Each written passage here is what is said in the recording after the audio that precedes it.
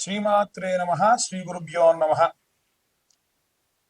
ఈ యొక్క మార్చి 15వ తారీఖు నుండి ప్రారంభమై ఏప్రిల్ 15వ తారీఖు వరకు కూడా సూర్యగ్రహ మీన సంక్రమణం జరుగుతున్న కాలంలో ద్వాదశ రాశుల వారికి ఎలా ఉంది అనే విషయాన్ని ఇప్పుడు తెలుసుకుందాం.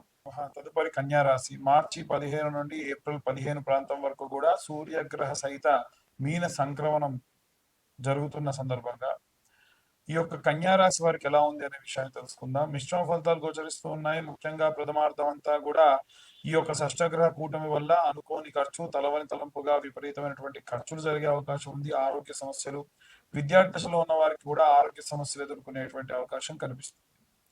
గృహిణులకు సంబంధించిన విషయానికి వస్తే తరచూ వీరు చేసేటువంటి ప్రణాళికలు తప్పేటువంటి అవకాశం ఉంది. అనుకున్న సమయానికి అనుకున్న విధముగా పనులు పూర్తి కావు.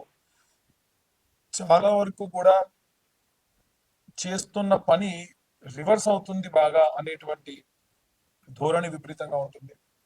ముఖ్యంగా చూసుకున్నట్టయితే ఉద్యోగస్తులకు సంబంధించి, వ్యాపారస్తులకు సంబంధించి వీరు పనులన్నీ కూడా పెండింగ్ పడడం ఎలా ఉంటుందంటే, అటు పూర్తవుతుందా పూర్తవ్వదా, బాగుంటుందా బాగుండదా, ఏ క్లారిటీ ఉండదు, మధ్యస్థంగా ఉంటుంది. వీలైనంత వరకు కూడా ఆంజనేయ స్వామి, ఇంకా ఎవరైతే సినీ రాజకీయ రంగాల్లో ఉండేటువంటి వారు ఉన్నారో వారికి సంబంధించి కూడా ఇదే విధంగా ఆపర్చునిటీస్ లేవా అంటే ఉంటాయి, రావద్దంటున్నారా అంటే రమ్మంటారు, పూర్తిగా విషయం చెప్పరు, మీకు ఇచ్చేటువంటి పేమెంట్ గురించి మాట్లాడరు. కాస్త దానివల్ల ఏంటంటే ఎటు పోకుండా ఎటు తేల్చుకోలేని పరిస్థితిలో ఉంటుంది. కానీ ఏప్రిల్ తర్వాతి కాలంలో, అంటే ఏప్రిల్ 12 లేదా ఏప్రిల్ 10వ తారీఖు తర్వాత కాలంలో చాలా బాగా, చాలా అద్భుతంగా ఉంటుందని చెప్పచ్చు. ముఖ్యంగా మనకు తెలిసి ఎవరెవరైతే వివాహం కోసం ఎదురు చూస్తూ ఉన్నారో వారందరికీ కూడా ఈసారి వివాహ యోగ్యంగా అవుతుంది. కానీ జాతకరీత్యా శుక్రుడు కానీ, గురువు కానీ, రాహుకేతులు కానీ ఎలా ఉన్నారు అనేది చూయించుకోండి. దానివల్ల విశేషంగా మనకు ఈ యొక్క వివాహం కాని వారికి వివాహం అయ్యేటువంటి అవకాశం కనిపిస్తుంది. అలాగే చేతి వృత్తులు, కుల వృత్తులు చేసేటువంటి వారు కానీ, రైతులు కానీ ఎవరైతే ఉన్నారో వారు సైతం వారి పనులలో చాలా రకాలైనటువంటి ఆటంకాలు, ఎన్ని అవరోధాలు వచ్చినా రైతు మాత్రం పని ఆపడు. చేతి వృత్తులు, కుల వృత్తులు చేసే వాళ్ళు పని ఆపరు. కానీ ఏదో ఒక ఆటంకం మాత్రం వచ్చేటువంటి అవకాశం ఉంది. ఎట్టి పరిస్థితుల్లో వీలైనంత వరకు కూడా అన్ని వర్గాల వారు కూడా మీ యొక్క ఇంట్లో నిత్యము కూడా సాయంత్ర సమయంలో పంచాక్షరి మంత్రం చాంటింగ్ లా పెట్టుకోండి, చాలా మంచిది. ఇక అన్ని వర్గాల వారికి సంబంధించి ఎలాంటి రెమెడీస్ చేసుకోవాలి, ఎలాంటి మంత్రపఠనం చేయాలనే విషయాన్ని ఇప్పుడు మనం తెలుసుకుందాం.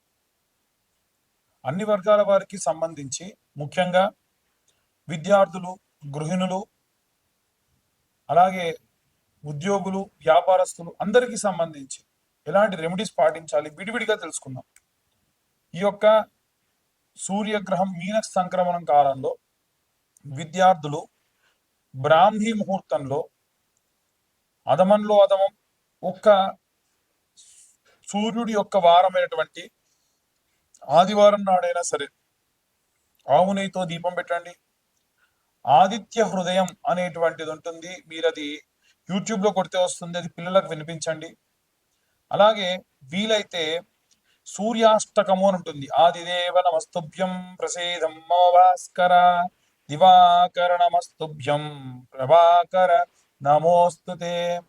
ఆదివారం నాడు పిల్లల్ని ఎట్టి పరిస్థితుల్లో 9-12 దాకా పడుకోనివ్వకుండా ఉదయాన్నే లేపి వీలైతే సూర్యుడి దగ్గర, ఎందుకంటే వారం అంతా కూడా వారు పాపం ఏ సమయానికి లేస్తారో, అసలు సూర్యుడిని ఆస్వాదిస్తారో లేదు తెలియదు, కానీ ఆదివారం నాడు మాత్రం ఉదయం 6:30 నుండి 7:30 ప్రాంతం వరకు కూడా ఆ సూర్యుడి కిందే ఆడుకోమనండి.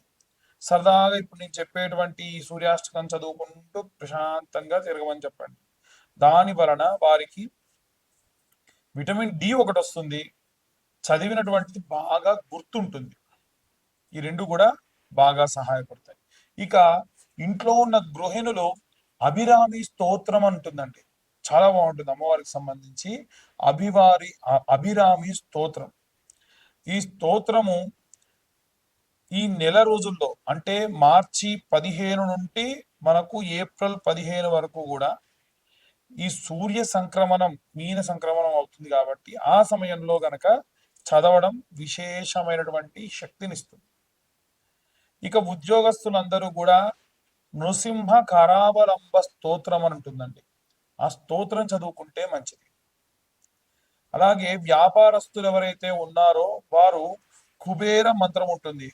యక్షాయ కుబేరాయ వైశ్రవణాయ చ ధనధాన్యాధిపతయే ధనధాన్య సమృద్ధయే అనేటువంటి మంత్రం ఉంటుంది. ఈ యొక్క మంత్రాన్ని పఠనం చేయడం చాలా చాలా శ్రేష్టం.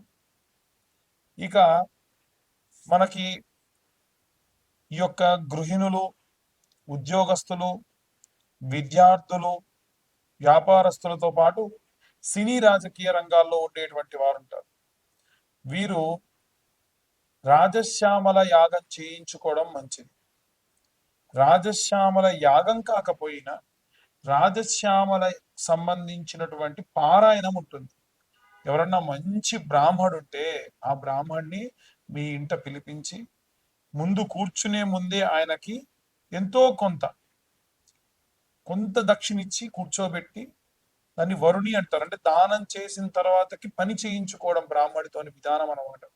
అలా వరుణి ఇప్పించి అతన్ని కూర్చుండబెట్టి ఎన్ని రోజులు చేస్తే అన్ని రోజులు, నేను 3 రోజుల్లో పూర్తి చేస్తానండి పారాయణం, మంచిది. ఏకాదశం చేస్తాం, 21 చేస్తాం, 41 సార్లు చేస్తాం, దాన్ని బట్టి సమయం ఉంటుంది.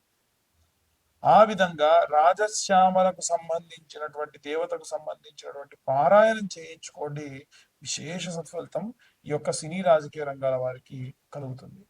ఇంకా ఎవరైతే వివాహం కోసం ఎదురు చూస్తున్న వాళ్ళు వచ్చే ఆగస్టు ప్రాంతం, నవంబర్ ప్రాంతం చాలా అనుకూలంగా ఉంటుంది. కాబట్టి అమ్మాయిలైతే వరపాశుపతము, అబ్బాయిలైతే కన్యా పాశుపతం అనేటువంటి రుద్రాభిషేకం, రుద్రహోమం ఉంటుంది.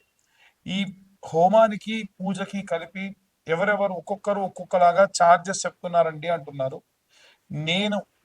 నేనైతే చేసేది ఒక 12 నుంచి 15 వేలలో పూజ సామాగ్రి అంతా మేమే తీసుకొచ్చి ఈ యొక్క పాశుపత హోమము, పాశుపత అభిషేకము చేస్తున్నాం.